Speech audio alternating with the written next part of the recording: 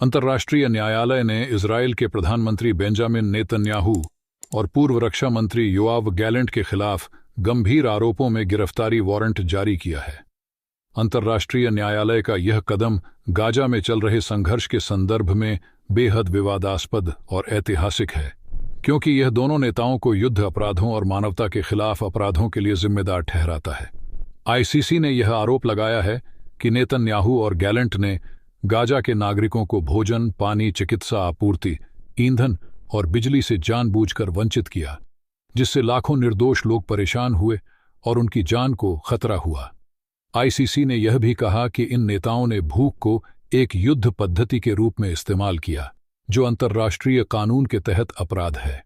इस वारंट को एक गुप्त दस्तावेज के रूप में जारी किया गया, लेकिन अदालत ने इसे सार्वजनिक करने का निर्णय लिया, क्योंकि यह आरोप अभी भी चल रहे हैं और गाजा में स्थिति बिगड़ती जा रही है। इस फैसले ने न केवल नेतन्याहू और गैलेंट को अंतर्राष्ट्रीय स्तर पर संदिग्ध बना दिया है, बल्कि इजरायल के लिए यह एक नई अंतर्राष्ट्रीय चुनौती भी प्रस्तुत करता है। इजरायल ने आईसीसी के अधिकार क्षेत्र को नकारते हुए इसे अवैध और राजनीतिक आरोप बताया।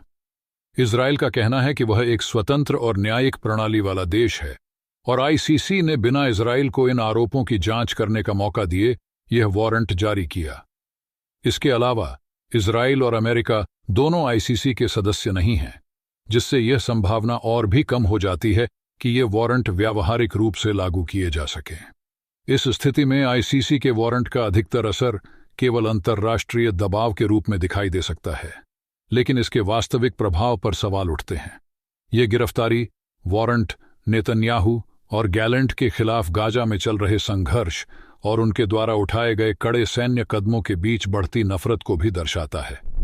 विशेष रूप से नेतन्याहू के नेतृत्व में इजरायल ने गाजा पर कड़ी हवाई हमले और भूमि ऑपरेशंस किए हैं, जिसके कारण हजारों निर्दोष गाजा निवासी मारे गए हैं। इस हिंसा ने कई अंतर्राष्ट्रीय संगठनों और मानवाधिकार कार्यकर्ताओं को आक्रोशित कर दिया है।